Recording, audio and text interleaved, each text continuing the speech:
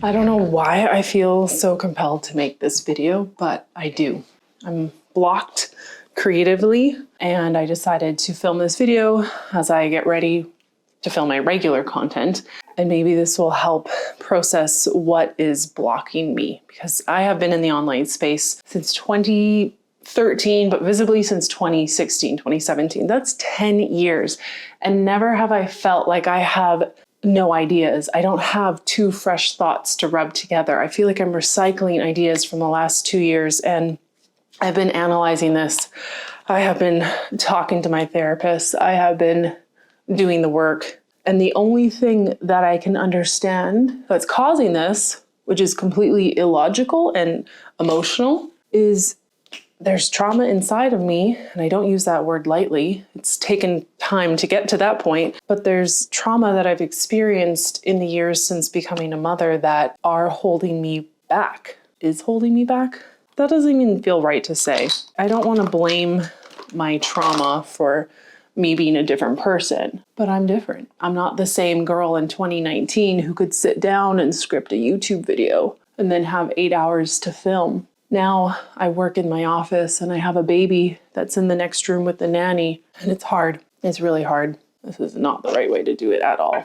Today, I just want to talk specifically about my birth story. So this has nothing to do with business, but there's something inside of me that feels like I need to get this out. And maybe that in itself will be cathartic and be enough for me to move forward with my regular content, or however my content is going to evolve. So for a little background context, I turned 35 a few years ago, and that was my time to think, are we doing this? I'd been with my partner for like 10 years. We were engaged at that point. And I knew if we're going to have kids, now's the time. So fast forward, summer of 2023, I'm pregnant with my first baby. And I had what ended up being an emergency C-section. And from that, they thought he was sick for various reasons during labor. I had a fever, he was stuck, then his heart rate was coming up. So after pushing for 2 hours, they called an emergency C-section. And so right when he came out, he was taken away to the NICU to be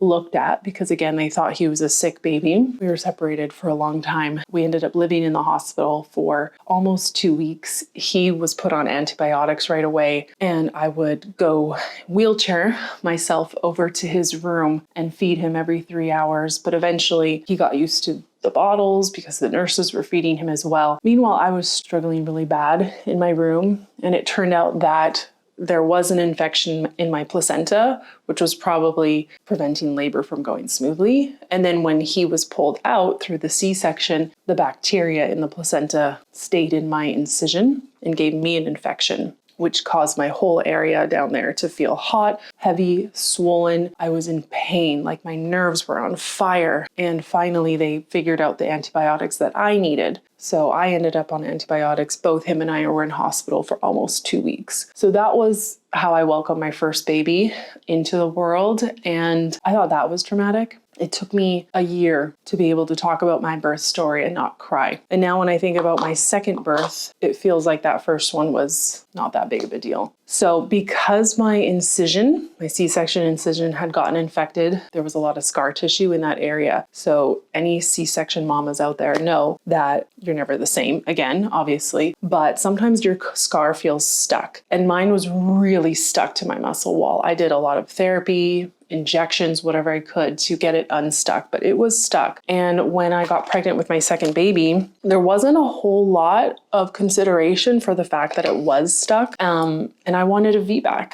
I didn't want the same traumatic emergency C-section. I wanted a vaginal birth. So I guess TOLAC is the correct term. And I talked to 2 doctors and they both said I was a fine candidate. And I ended up switching doctors to someone who is more comfortable with VBACs, because there is a level of risk. There is the risk that your internal uterus scar will open. From what I understood, that was a less than 1% chance. And I just thought, like, that doesn't happen to me. Like, I've already had the traumatic birth. That's not going to happen to me. So my baby was due end of November 2025. She was almost 2 weeks late. So she came December 8th. and I was able to have a vaginal birth with her. Looking back, it wasn't a smooth labor. There were times where her heart rate was low. I was in labor feeling a pain in my abdomen and in my shoulder, even though I had an epidural. Those were signs of something was wrong. And my doctor came in and he said, you have 15 minutes to push, otherwise it's a C-section. I locked in, I pushed, she came out, and I thought we did it. I thought everything was fine. She did have some trouble breathing on her own initially, but she overcame that. We were able to do skin to skin. She latched right away. I thought that I had done it, the VBAC that I wanted. But as the morning progressed, as she and my son met, I had such a pain in my stomach. I could barely get out of bed and walk. The nurses asked me if I had a C-section. I hadn't. I was in so much pain. And I didn't know what was normal because I'd never had a vaginal birth before. They thought I had trapped gas, trapped urine. They were doing all these things to help me process that. And eventually they sent me down for a CT scan. And just to lay on the machine and put my arms up like this arm was like shaking. And it was so painful. I was trying not to scream, basically. And they finally did the scan. And then an hour later, my doctor called us and said, you're bleeding out from the inside. We need to do a surgery tonight. And even though he wasn't 100% sure, his assumption was that my uterine scar had opened during labor and that I had been bleeding out all day. So basically, they took me down to the surgery room and I had essentially a C-section. He cut me open again. There was no baby, no placenta, of course. But he opened me up and he saw there was a lot of scar tissue, which had fortunately formed a blood clot, which is essentially what stopped me from bleeding out that day. But my uterine scar was wide open. I had a vaginal birth in the morning and a C-section in the night. It was a lot, but there's something about having a baby that puts you in pure survival mode and you just do what you gotta do. So that night, even though I really didn't want a C-section, I had one. I was so lucky that I didn't lose too much blood, that I wasn't put into the ICU, that my body formed that blood clot and stopped me from bleeding out. But the realization that my daughter came out while there was a hole in my uterus, while she was exposed to my entire body, while I was bleeding, the fact that she survived that is what I'm still processing to this day. And it's been 7 months since this happened. But that's not the only thing that happened. We spent 5 more days in hospital for me to recover, and I was in constant pain. Again, I didn't know what was normal, but I just figured, well, I'm healing from surgery. I went home, and the next morning, my incision started leaking again. I knew that meant an infection. I'd been through this before with my firstborn. So I went back to emergency. They gave me a bunch of antibiotics to take at home. And over the course of that week, I went back to emergency 3 times. I looked gray. Things were not normal. Things were not right. I saw multiple doctors who said, this is fine. Everything's fine. Be patient. Stay positive. You have to stay positive. That helps you with your healing. And finally, a week after being home, I went back to emergency. I saw the same female gynecologist I'd seen the prior weekend, and she said, what are you doing here? Let's figure it out. She finally looked at my chest because I had a cough. She brought in another doctor. He said, you have bronchitis. He said, let's look at your abdomen again. They sent me in for another CT scan. They found an infection in my abdomen. They found that there was a post-surgery complication where fluid stayed in my abdomen and it became infected and it turned into an abscess. That's why I was sick. They said, you're not going home tonight. You're staying here. At 3 a.m, I got admitted back to the hospital. I had nothing with me. I just had a tote bag with my paperwork and a water bottle, but I didn't leave that hospital for another 2 weeks. I was separated from both my toddler and my newborn for those 2 weeks while they figured out how to kill the infection inside me without another surgery, because clearly I didn't do well with surgeries. So it took a couple days because this was over the Christmas holidays, and they put a pipe in me essentially with a vacuum bag to slowly suck out the abscess. Of course, I was on antibiotics 24/7. I had the drip in my arms all day long, and it was just a matter of waiting for my body to fight this infection. Christmas passed, my family came to visit, and then New Year's was coming up, and I still wasn't home. And that was the hardest thing mentally, not knowing how long I was going to stay in that hospital, feeling like I was missing my daughter's first month of life, missing my son. He would come visit me in the hospital and cry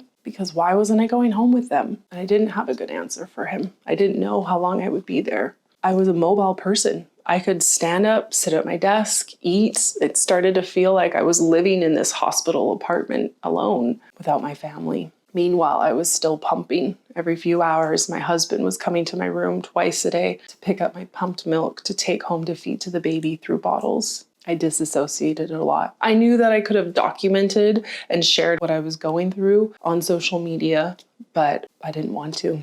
I didn't know what the answer was going to be. I didn't know why I was still there over Christmas, over New Year's. I watched the fireworks over Barcelona from my hospital room alone. Finally, friends started visiting. I finally told them I was stuck there and they came. And eventually on January 2nd, my doctor said my white blood cell count was low enough to show that my body was not actively fighting an infection. And he said I could go home. And I went home. And I had a long recovery after that to bring my strength back, to have my system go back to normal. Do you know what being on antibiotics for 4 weeks straight does to your gut? Completely obliterates it. Going to the bathroom postpartum is already like awful, especially when you've had a vaginal birth and a C-section. And then when I don't want to get into details. You don't need to know. But just know that it took 2 months for my system to get back to normal, for me to go to the bathroom without bleeding. It took a few months to feel normal again, to feel like I wanted to work out again, to do physio, a lot of therapy, to get back into work. It took longer than I expected to get back into work. It really took about 6 months from my birth. And yet I couldn't do it normally. I couldn't get back to work normally. And that is what I've been struggling with for the last 2 months. Feeling like, where's my creative energy? Where are my ideas? I have a nanny to help take care of my baby. Why can't I perform at the same level? And I know my brain changes from pregnancy, from postpartum. I know these things intellectually. I know that I will come back, however that's going to look. And I'm now just trying to take the pressure off from trying to be an old version of myself. I'm trying to take the pressure off and just trust this process, because I have been through a lot, and the birth trauma comes back to me sometimes. And I look at my daughter and just think, you are the strongest person I've ever known. You survived. I put your life at risk by wanting a VBAC. There's a lot of guilt there. I trusted in the medical system. They missed the fact that my uterus had opened. I had to fight multiple times, go back to doctors multiple times for someone to figure out what was wrong with me. The anger's coming back now. The gratitude is there because my babies are here with me, both of them. Why do I have things to complain about? Why am I stressed about what my content's going to be today when we're alive? And it feels so heavy, but these are the thoughts. And so when I go to film a reel that's talking about trending hooks, it just doesn't land the same way. So I don't know what my path is going to be going forward. I love creating, but right now my creative energy is going towards my kids, being present for them, enjoying them. And maybe one day my business will be my baby again. I don't know, but I'm actively on a path to find the creativity and the joy in my business once again, to not just have it be about strategy, funnels, traffic, offers. I can do those things, but how do I have fun with it again in a way that matches my life? Because I'm a mom of 2 kids who are growing so fast, and I don't want to miss this part of their life. I don't want to forget it because of postpartum hormones and trauma and all these things. I'm in an experimental mode. That's the only way I can say it. I forgot about doing my makeup. Let's see if I can do this. This is flat. I am totally experimenting with my business. I feel like I'm 25 again, figuring it out. Meanwhile, I'm 39, and I see how amazing social media is for how explosive it can be for your business, for how quickly you can grow an audience. Like, it's better today than it's ever been before. I kind of feel like I'm missing the boat a little bit, but I just remind myself, I'm lucky to be here. I'm lucky to have my babies here. I have something that I wanted for so long. It's here for me to enjoy. So just enjoy it. Just enjoy it. That's where I'm at right now. So there might be a pivot on the horizon. I don't know. I don't know if I'm going to teach Instagram for business forever. I don't know. I don't know if I'm going to raise my babies in Barcelona forever. I really have no answers. All I know is it's July in Europe. My kids are about to be off school for the next 6-7 weeks. My son, we are vacationing, and I want to enjoy it. I want my days to be filled with making popsicles, making toddler snacks, playing games, not trying to squeeze in work while I can. And maybe this is my lesson right now, because since I had this business since I was, 27. Work has always been the number one priority. I can't go out with you, honey.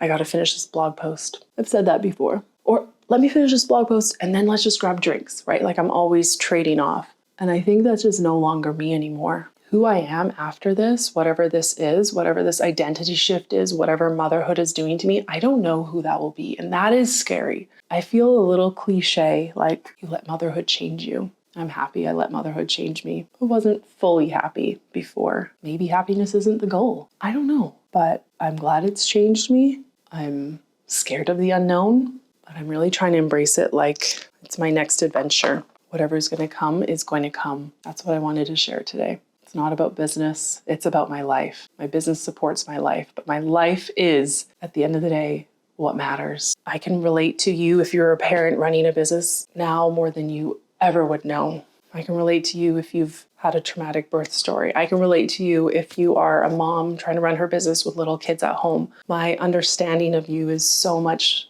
more deep, and I'm so grateful for that. I'm so grateful for you just still tuning in and caring about who I am and what I'm doing. And like I said, I don't know where this journey is going to go, but thank you for being here anyway. I used to sign my videos off with "to ease and revenue." And I think that's still me. I'm still about ease, still about making things fun and light. I'm still about doing things in your business that generate sales so that you can have time off to live your life. So I'll end it on that note. To ease and revenue. I'll see you in the next video.